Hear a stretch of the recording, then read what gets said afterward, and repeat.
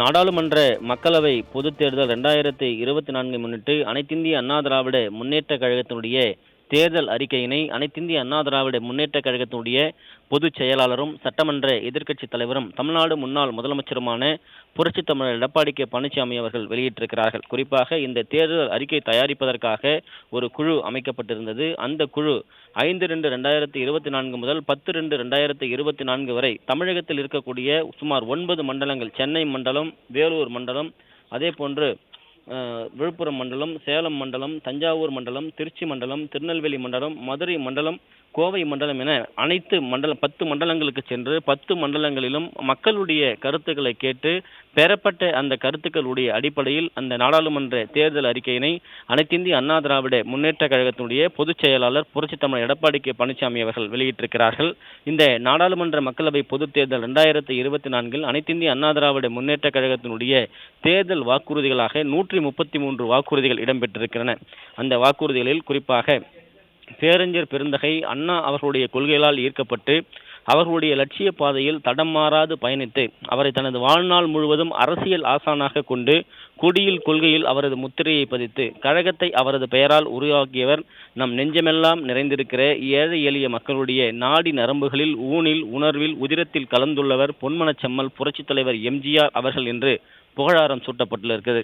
அடித்தட்டு மக்களுடைய வாழ்வு உயரவும், எல்லோரும் எல்லாமும் பெற வேண்டும், இங்கு இல்லாமை இல்லாத நிலை வேண்டும் என்கிற சமத்துவம், சம உரிமை, பெண்களுக்கு பெற வேண்டும் என்கிற உயரிய கொள்கைகளை அடிநாதமாக கொண்டு சம உரிமை நிலைத்திடவும், சமூகத்தில் நல்லிணக்கமும் காத்திடவும், மத சார்பை இன்மையும் சமூக நீதியும் நிலைத்து நீடிக்க செய்திடவும் தனது வாழ்நாள் முழுவதும் அர்ப்பணித்து உழைத்தவர்,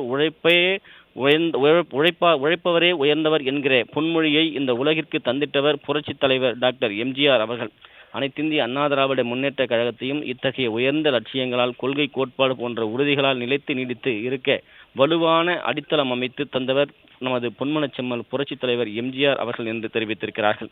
புரட்சித் தலைவர் எம்ஜிஆர் அவர்கள் வகுத்து தந்த வரலாற்று பாதையில் தனது அரசியல் பயணத்தை வீரத்தோடும் விவேகத்தோடும் பேர் ஆற்றலோடும் எதிர்கொண்டு அனைத்திந்திய அண்ணா திராவிட முன்னேற்ற கழகத்தினை 50 ஆண்டுகால அரசியல் வரலாற்றை எழுதியவர் இதய தெய்வம் புரட்சித் தலைவி அம்மா அவர்கள்.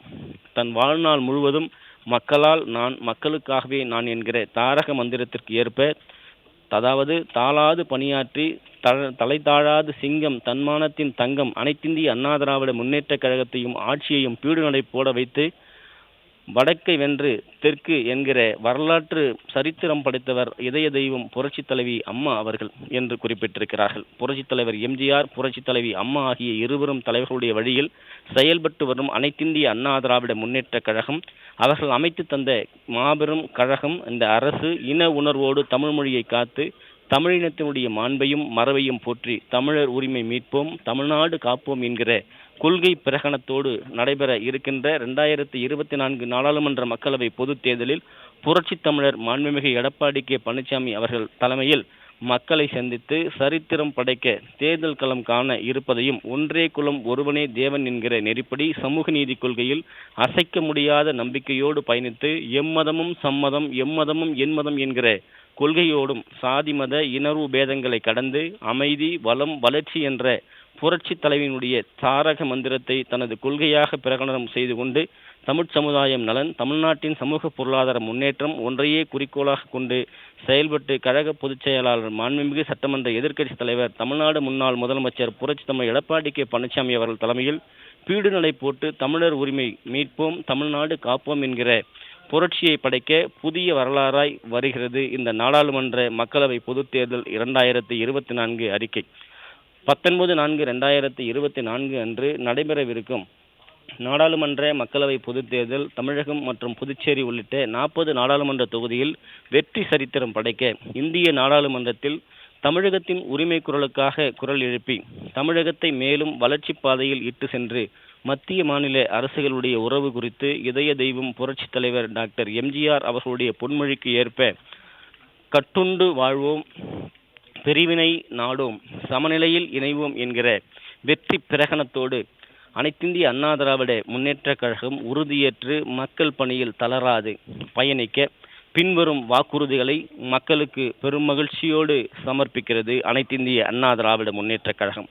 கழக பொதுச் செயலாளர் புரட்சி தமிழர் திரு எடப்பாடி கே பழனிசாமி அவர்களால் அறிவிக்கப்பட்ட தேர்தல் அறிக்கை தயாரிக்கும் குழுவினர் தமிழ்நாடு முழுவதும் 9 மண்டலங்களுக்கு நேரில் சென்று பல்வேறு தரப்பட்ட மக்கள் வழங்கிய கோரிக்கை மனுக்களை பெற்று அவற்றை ஆய்வு செய்து அதனுடைய அடிப்படையில் இந்த தேர்தல் அறிக்கை தயாரிக்கப்பட்டிருக்கிறது. முதல் தேர்தல் அறிக்கையினுடைய முதல் வாக்குறுதி, ஆளுநர் பதவி நியமன முறை கருத்து கேட்க வேண்டும். மாநிலங்களில் பொறுத்தவரை ஆளுநர் பதவி என்பது ஓர் அலங்கார பதவி என்றாலும் இந்திய அரசமைப்பு சட்டத்தில் அப்பதவி இடம்பெற்றிருக்கிற வரை மாண்புமிகு புரட்சி தலைவி அம்மா அவர்கள் தொடர்ந்து வலியுறுத்தி வந்ததைப் போல மத்திய அரசு ஆளுநரை மாநிலங்களுக்கு நியமனம் செய்கிற போது சம்பந்தப்பட்ட மாநில முதலமைச்சர்களோடு ஆலோசித்து முதலமைச்சருடைய ஒப்புதலோடு தான் நியமனம் செய்யப்பட வேண்டும் என்பதை அனைத்திந்திய அண்ணா திராவிட முன்னேற்ற கழகம் வலியுறுத்தி மத்திய அரசு நடைமுறைப்படுத்த அனைத்து முயற்சிகளையும் மேற்கொள்வோம் என்று தெரிவிக்கப்பட்டிருக்கிறது. உச்சநீதிமன்ற கிளையை சென்னையில் அமைக்க மத்திய அரசை வலியுறுத்துவதாக 2வது தேர்தல் வாக்குறுதி. தென் மாநிலங்களைச் சேர்ந்த மக்கள் நீதி கேட்டு நெடுந்தொலைவு செல்லும் நிலைமையை தவிர்க்கும் பொருட்டு உச்சநீதிமன்ற கிளையை பழமையும் பெருமை வாய்ந்த உயர்நீதிமன்றம் செயல்பட்டு வரும் சென்னையில் அமைக்க வேண்டியதனுடைய அவசியத்தையும் உச்சநீதிமன்றம் கொலிஜியம் மற்றும் மத்திய அரசிடம் அனைத்திந்திய அண்ணா திராவிட முன்னேற்ற கழகம் வலியுறுத்தும் என்று தெரிவிக்கப்பட்டிருக்கிறது. 3வது தேர்தல் வாக்குறுதி, நாடாளுமன்ற குளிர்கால கூட்டத்தை சென்னையில் நடத்த வலியுறுத்துதல். மத்திய மாநில அரசுகளுடைய உறவு வழிபடவும் கூட்டாட்சி முறைக்கு வித்திடவும் அமையும் நோக்கில் ஆண்டுதோறும் டெல்லியில் நடைபெற்று வரும் நாடாளுமன்ற குளிர்கால கூட்டத்தை சென்னையில் நடத்த அனைத்திந்திய அண்ணா திராவிட முன்னேற்ற கழகம் மத்திய அரசை வலியுறுத்தும் என தெரிவிக்கப்பட்டிருக்கிறது. தேர்தல் வாக்குறுதி 4, குற்ற வழக்குகள் சட்டங்களின் பெயர் மாற்றத்தை கைவிட வலியுறுத்தல். சமீபத்திய மத்திய அரசு 3 குற்ற சட்டங்களாக ஐபிசி, சிஆர்பிசி, அதே போன்று விட்னஸ் ஆக்ட் என்று சொல்லக்கூடிய இதுவரை ஆங்கிலத்தில் இருந்து வந்த பெயர்களை இந்தியில் பெயர் மாற்றம் செய்தது மிகவும் கண்டிக்கத்தக்கது. இத்தகைய பெயர் மாற்றம் இந்தி மொழி திணிப்பு நிறைந்த செயல் என்று அனைத்திந்திய அண்ணா திராவிட முன்னேற்ற கழகம் கருதுகிறது. சட்டப்பிரிவுகள் ஆங்கிலத்தில் இருக்கும்போது சட்டங்களுடைய தலைப்புகளை மட்டும் இந்தியில் இடம்பெறுவது என்பது தமிழ்நாடு போன்ற பிற மொழிகள் பேசும் மாநிலங்களுக்கு எதிரான மொழி திணிப்பாகும் என்று குறிப்பிடப்பட்டிருக்கிறது.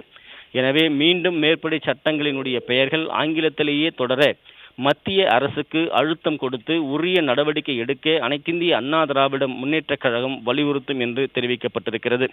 தேர்தல் வாக்குறுதி 5, வழக்காடு மொழியாக தமிழ் மொழி இடம்பெற வேண்டும். சென்னை உயர்நீதிமன்றத்தில் வழக்காடு மொழியாக ஆங்கிலத்தும் இருந்து வருகிறது. தமிழ்நாட்டின் ஆட்சி மொழியாக தமிழ் மொழியாம் தமிழ் இருக்கும் நிலையில் சென்னை உயர்நீதிமன்றத்தில் வழக்காடு மொழியாக தமிழ் மொழி இடம்பெற அனைத்திந்திய அண்ணா திராவிட முன்னேற்ற கழகம் அனைத்து நடவடிக்கைகளையும் எடுக்கும் என்று தெரிவிக்கப்பட்டிருக்கிறது. தேர்தல் வாக்குறுதி எண் 6, மகாத்மா காந்தி ஊரக வேலைவாய்ப்பு உறுதி திட்டம். மகாத்மா காந்தி ஊரக வேலைவாய்ப்பு உறுதி திட்டத்தின் கீழ் பயனாளிகளுக்கு தற்பொழுது வழங்கப்பட்டு வரும் தின ஊதியம் ரூபாய் 450 ஆக உயர்த்தி கொடுக்கவும், நுகர்வோர் விலை விகித உயர்வு அதாவது கன்சியூமர் பிரைஸ் இண்டெக்ஸ் ஏற்ப அவ்வப்போது உரிய அளவு உயர்த்தி வழங்கிடவும், வேலை நாட்களை 150 நாளாக அதிகரிக்கவும் மத்திய அரசு அத்திட்டத்திற்கு போதுமான அளவு நிதியை ஒதுக்க வேண்டும் என்பதையும் அனைத்திந்திய அண்ணா திராவிட முன்னேற்ற கழகம் வலியுறுத்தும் என தெரிவிக்கப்பட்டிருக்கிறது. மேலும் ஏழை எளிய மக்களுடைய வாழ்வாதாரத்திற்கும் ஆதாரமாக இருக்கக்கூடிய இத்திட்டத்தினுடைய பயனை விரிவுபடுத்தி பேரூராட்சிகளிலும் இத்திட்டத்தை செயல்படுத்த மத்திய அரசை அனைத்திந்திய அண்ணா திராவிட முன்னேற்ற கழகம் வலியுறுத்தும் என தெரிவிக்கப்பட்டிருக்கிறது. மத்திய அரசினுடைய திட்ட நிகர் பகிர்வு 7வது தேர்தல் வாக்குறுதி எண்ணாக இடம்பெற்றிருக்கிறது. மத்திய மாநில அரசு திட்டங்களில் தற்போது நிதி பகிர்வு மாநில மத்திய அரசுகளிடையே 60-40 என்கிற விகிதத்தில் இருக்கிறது. இதனால் மாநில அரசுக்கு ஏற்படும் கூடுதல் நிதி சுமையால் மாநில அரசுகள் அந்தந்த மாநிலங்களில் தனித்தன்மையோடு கூடிய மாநில அரசு திட்டங்களை நிறைவேற்ற முடியவில்லை. எனவே இந்த பகிர்வு விகிதத்தை 75:25% மாற்றி அமைக்க மத்திய அரசை வலியுறுத்துவோம் என்றும், மேலும் மத்திய மாநில அரசு திட்டங்களான பிரதம மந்திரி வீடு கட்டும் திட்டம், முதியோர் உதவித்தொகை, சமூக பாதுகாப்பு திட்டங்கள் போன்ற திட்டங்களில் வழங்கப்படும் அலகு தொகை அதாவது பல வருடங்களாக உயர்த்தப்படவில்லை. இவை காலத்திற்கு ஏற்ப விலை உயர்வை கருத்தில் கொண்டு அவ்வப்போது உயர்த்தி வழங்க மத்திய அரசை அனைத்திந்திய அண்ணா திராவிட முன்னேற்ற கழகம் வலியுறுத்தும் என தெரிவிக்கப்பட்டிருக்கிறது. மேலும் மத்திய அரசு வழங்கும் தமிழ்நாட்டிற்கான ஒதுக்கீட்டை அதிகரிக்க வேண்டும். குறிப்பாக மத்திய அரசால் செயல்படுத்தப்பட்டு வரும் இலவச எரிவாயு சிலிண்டர் இணைப்பு ஒதுக்கீடு மற்றும் பிரதம அமைச்சர் வீடு கட்டும் திட்ட ஒதுக்கீடு அளவு தமிழ்நாட்டிற்கு குறைந்த அளவிலேயே தொடர்கிறது. அதாவது தமிழ்நாட்டின் மக்கள் தொகை தேசிய மக்கள் தொகையில் 6.2% இருக்கும் நிலையில் மேற்படும் திட்டங்களில் ஒதுக்கீடுகளும் இதே அளவு இருக்க வேண்டும். ஆனால் மற்ற வட மாநிலங்களை ஒப்பிடும்போது இது மிக குறைந்த அளவு ஒதுக்கீடு, அதாவது 2%ஆகவே இருக்கிறது. எனவே ஒதுக்கீட்டினுடைய அளவை அதிகரித்து அதிக பயனாளிகள் பயன்பெறும் வகையில் உரிய நடவடிக்கைகள் எடுக்க மத்திய அரசை அனைத்திந்திய அண்ணா திராவிட முன்னேற்ற கழகம் வலியுறுத்தும் என தெரிவிக்கப்பட்டிருக்கிறது. மேலும் மத்திய அரசே முழுமையாக நிதி வழங்கும் திட்டங்களில் மாநிலங்களுக்கிடையே காட்டப்படும் பாரபட்சத்தை தவிர்த்து அனைத்து மாநிலங்களுக்கும் சமநிதியோடு கூடிய திட்டங்களை நிறைவேற்ற வேண்டுமென மத்திய அரசை அனைத்திந்திய அண்ணா திராவிட முன்னேற்ற கழகம் வலியுறுத்தும் என தெரிவிக்கப்பட்டிருக்கிறது. தேர்தல் வாக்குறுதி எண் 8 ரயில் பயண சலுகைகள். ரயில் பயணங்களில் மூத்த குடிமக்களுக்கு 50% கட்டண சலுகை அளிக்கப்பட்டு வந்தது. அதே போல அங்கீகரிக்கப்பட்ட பத்திரிகையாளர்களுக்கும் ஊடகவியலாளர்களுக்கும் அளிக்கப்பட்டு வந்தது. ஆனால் தற்போது அச்சலுகை நிறுத்தப்பட்டுவிட்டது. நிறுத்தப்பட்ட ரயில் பயண கட்டண சலுகைகள் மீண்டும் வழங்கிட மத்திய அரசை அனைத்திந்திய அண்ணா திராவிட முன்னேற்ற கழகம் வலியுறுத்தும் என தெரிவிக்கப்பட்டிருக்கிறது. தேர்தல் அறிக்கை எண் 9 மேகதாட்டு அணை விவகாரம்.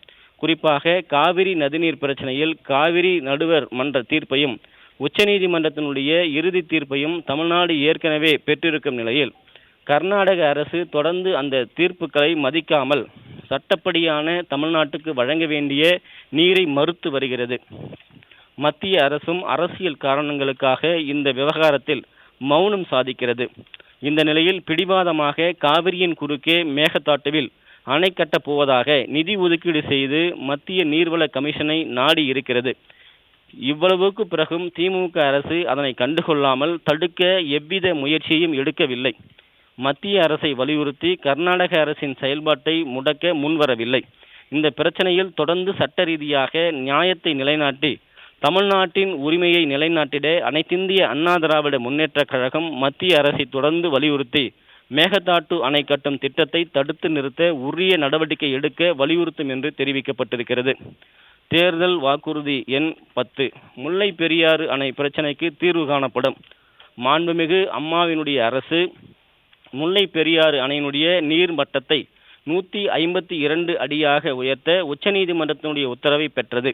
ஆனாலும் அதற்கு எந்தெந்த வகையில் இடையூறு செய்ய முடியுமோ அந்த இடையூறுகளையும் கேரள அரசு செய்து வருவதோடு தமிழ்நாட்டில் உள்ள 5-6 மாவட்டங்களில் பாதிப்புக்குள்ளாகக்கூடிய வகையில் மேலும் ஓர் அணை கட்டுவது தவிர்க்க முடியாதது என்று வாதாடுகின்றனர்.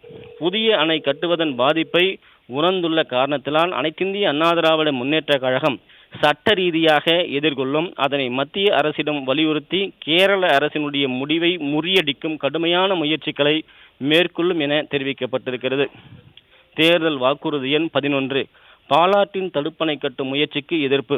பாலாற்றின் குறுக்கே கூடுதலாக ஒரு தடுப்பணை கட்ட ஆந்திர அரசு நடவடிக்கை எடுத்து வருவதை தொடர்ந்து அனைத்திந்திய அண்ணா திராவிட முன்னேற்ற கழகம் தடுத்து வருகிறது. மீண்டும் ஆந்திர அரசு எடுத்து வரும் நடவடிக்கைகளை தடுக்கும் வகையில் தமிழ்நாட்டுக்கு வந்து சேரும் நீர்வரத்தை கெடுக்கும் வகையில் பாலாற்றின் குறுக்கே தடுப்பணை கட்டுவதை மத்திய அரசின் மூலமாக தடுத்து நிறுத்த அனைத்திந்திய அண்ணா திராவிட முன்னேற்ற கழகம் தொடர்ந்து வலியுறுத்தும் என தெரிவிக்கப்பட்டுள்ளது. தேர்தல் வாக்குறுதி எண் 12 காவிரி குண்டாறு வைகை இணைப்பு திட்டம். காவிரி குண்டாறு வைகை இணைப்பு திட்டத்தினை மாண்புமிகு எடப்பாடி கே பழனிசாமி அவர்களுடைய தலைமையிலான அம்மாவின் அரசு நிதி ஒதுக்கீடு செய்து பணிகளை துவங்கிய நிலையில் ஆட்சி மாற்றம் ஏற்பட்டு அத்திட்டம் திமுக அரசால் கிடப்பில் போட்டுவிட்டது. உயிர் நாடியாக இருக்கக்கூடிய அந்த திட்டம் தமிழ்நாட்டின் தென் மாவட்டங்களுடைய நலன் கருதி தொடர்ந்து நிறைவேற்றிட அனைத்திந்திய அண்ணா திராவிட முன்னேற்ற கழகம் தேவையான அனைத்து நடவடிக்கைகளையும் மேற்கொள்ளும் என தெரிவிக்கப்பட்டிருக்கிறது. தேர்தல் வாக்குறுதி எண் 13 கோதாவரி காவிரி இணைப்பு திட்டம். விவசாயம் மற்றும் குடிநீர் தேவைக்காக அண்டை மாநிலத்தை நம்பியிருக்கும் தமிழக மக்களுக்கு நிரந்தர தீர்வு கிடைத்திட கோதாவரி காவிரி இணைப்பு திட்டம் முழுமையான பயன்பெறும் வகையில் உடனடியாக செயல்படுத்த தேவையான நிதி ஒதுக்கீடு செய்வதோடு குறிப்பிட்ட குறைஞ்சபட்ச கால அவகாசத்தில் திட்டத்தை நிறைவேற்றிட மத்திய அரசை வலியுறுத்தி அதற்கு தேவையான நடவடிக்கைகளை விரைந்து மேற்கொள்ள வலியுறுத்துவோம் என தெரிவிக்கப்பட்டிருக்கிறது. தேர்தல் வாக்குறுதி எண் 14 நடந்தாய் வாழி காவேரி திட்டம். நடந்தாய் வாழி காவேரி திட்டம் மாண்புமிகு எடப்பாடியார் ஆட்சி காலத்தில் திட்டமிடப்பட்டு விரிவான திட்ட அறிக்கையும் தயார் செய்யப்பட்டு மத்திய அரசால் ஏற்றுக்கொள்ளப்பட்டது. நாடாளுமன்றத்தில் குடியரசுத் தலைவர் உரையில் வாசிக்கப்பட்டது. நடந்தாய் வாழி காவிரி திட்டம் திமுக ஆட்சியில் முடக்கப்பட்டுவிட்டது. கங்கை நதியை தூய்மைப்படுத்த மத்திய அரசு தாராளமாக நிதியை உத்தரப்பிரதேச அரசுக்கு வழங்கி வருவதைப் போல நடந்தாய் வாழி காவிரி திட்டத்திற்கு புத்துயிர் கொடுக்கும் வகையில் மத்திய அரசினுடைய நிதி உதவியுடன் செயல்படுத்த அனைத்திந்திய அண்ணா திராவிட முன்னேற்ற கழகம் வலியுறுத்தும். அதே போல வைகை நதி மீட்பு, தாமிரபரணி நதி மீட்பு போன்ற திட்டங்களுக்கு மத்திய நிதி வழங்க வலியுறுத்துவோம் என தெரிவிக்கப்பட்டிருக்கிறது. தேர்தல் வாக்குறுதி எண் 15 கால்வாய்களில் கான்கிரீட் திட்டம்.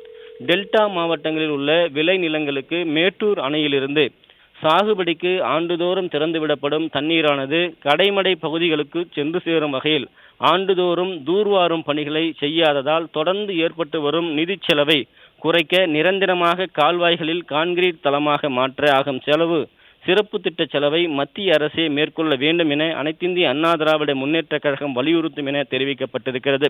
தேர்தல் அறிக்கை எண் 16 பாண்டியாறு புன்னம்புழா திட்டம். கோவை, திருப்பூர், ஈரோடு மாவட்டங்களுடைய விவசாய மேம்பாட்டிற்காக பரம்பிக்குளம், ஆழியாறு மற்றும் பாண்டியனாறு, புன்னம்புழா ஆகிய 2 திட்டங்களை விரைந்து செயல்படுத்திட மத்திய அரசையும் மத்திய அரசின் மூலம் கேரள அரசையும் வலியுறுத்தி உரிய நடவடிக்கை எடுக்கப்படும் என தெரிவிக்கப்பட்டுள்ளது.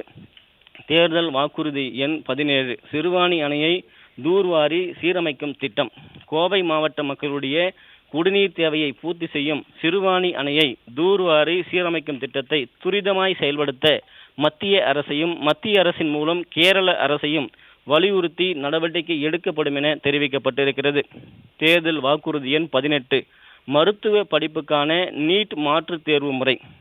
மாநில அரசுகள் பல்வேறு பாடத்திட்டங்களை பின்பற்றி வருவதால் மருத்துவ படிப்புக்கு மத்திய அரசால் நடத்தப்படும் நீட் பாரபட்சமாக இருப்பதாலும் தமிழக வரலாற்று நிகழ்வுகளை விட வட மாநில வரலாற்று நிகழ்வுகளே அதிகம் இடம்பெற்றிருப்பதாலும் இந்தி திணிப்பை உள்ளடக்கி இருப்பதாலும் அதற்கு எதிர்ப்பு தொடர்ந்து இருந்து வரும் நிலையில் அனைவருக்கும் சம வாய்ப்பு அளிக்கும் வகையில் நீட்டுக்கு மாற்றாக +2 தேர்வு மதிப்பெண்களை அடிப்படையாக கொண்டு மாணவ மாணவியர் சேர்க்கை முறையில் மாற்றத்தை கொண்டு வர மத்திய அரசை அனைத்திந்திய அண்ணா திராவிட முன்னேற்ற கழகம் வலியுறுத்தும் என தெரிவிக்கப்பட்டிருக்கிறது.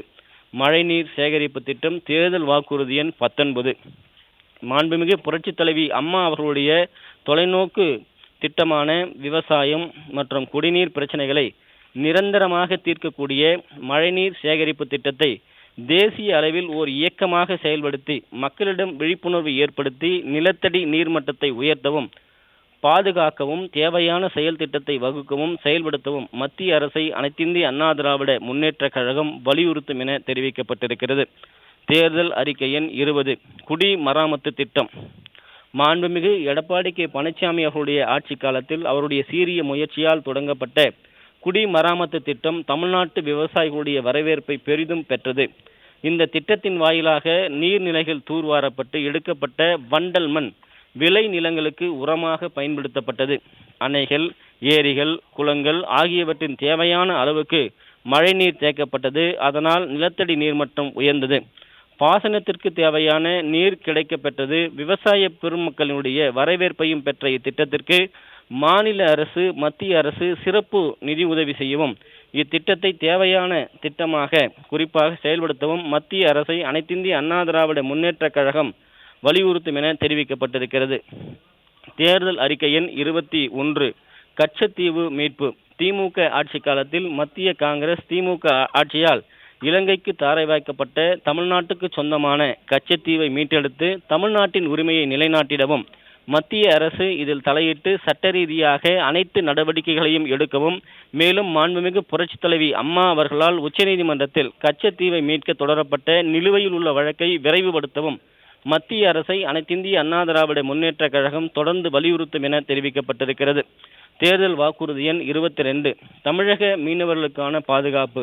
மன்னார் வளைகுடா பகுதியில் தமிழக மீனவர்கள் இலங்கை கடற்படையினால் சிங்கள கடற்கொள்ளையினராலும் தாக்கப்படக்கூடிய நடவடிக்கை தடுக்கவும் அவர்களுடைய உயிர் மற்றும் உடைமைகளை பாதிப்பு ஏற்படாமல் இருக்கவும் தென் பிராந்தியத்தில் தமிழ்நாட்டைச் சேர்ந்த கடற்படை வீரர்கள் உள்ளடக்கிய கடற்படை பாதுகாப்பை நேவல் செக்யூரிட்டியை வலுப்படுத்த வேண்டும். இதுகுறித்து அனைத்திந்திய அண்ணா திராவிட முன்னேற்ற கழகம் மத்திய அரசை வலியுறுத்தும்.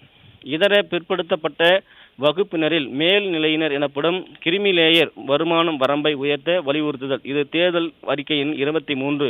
இதர பிற்படுத்தப்பட்ட மேல் நிலையினர் எனப்படும் ஓபிசி என்கிற அந்த பிரிவைச் சேர்ந்த கிரிமிலேயருடைய வருமான வரம்பு மத்திய அரசால் ரூபாய் 8 லட்சம் நிர்ணயிக்கப்பட்டிருக்கிறது. அந்த உச்ச வரம்பை 12 லட்சமாக உயர்த்தி மத்திய அரசை அனைத்திந்திய அண்ணா திராவிட முன்னேற்ற கழகம் வலியுறுத்தும் என தெரிவிக்கப்பட்டிருக்கிறது. தேர்தல் அறிவிக்கை எண் 24. உயிர்காக்கும் மருந்துகளுடைய விலைகளை குறைக்க நடவடிக்கை.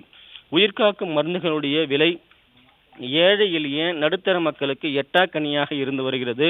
மருந்து தயாரிக்கும் நிறுவனங்களோடு கலந்து பேசி மக்களை பாதிக்கும் வகையில் உயிர்காக்கும் மருந்துகளுடைய விலையை நிர்ணயத்தை அம்மா மருந்தகம், பிரதம மந்திரி மலிவு விலை மருந்தகம் ஆகியவற்றில் விலை நிர்ணயிக்கப்படுவது போல விலை நிர்ணயத்தை கடுமையாக கடைபிடிக்கும் வகையில் விதிமுறைகளை வகுத்து குறைந்த விலையில் மருந்துகள் எளிதில் கிடைக்க மத்திய அரசு உரிய நடவடிக்கை எடுக்க அனைத்திந்திய அண்ணா திராவிட முன்னேற்ற கழகம் வலியுறுத்தும் என தெரிவிக்கப்பட்டிருக்கிறது.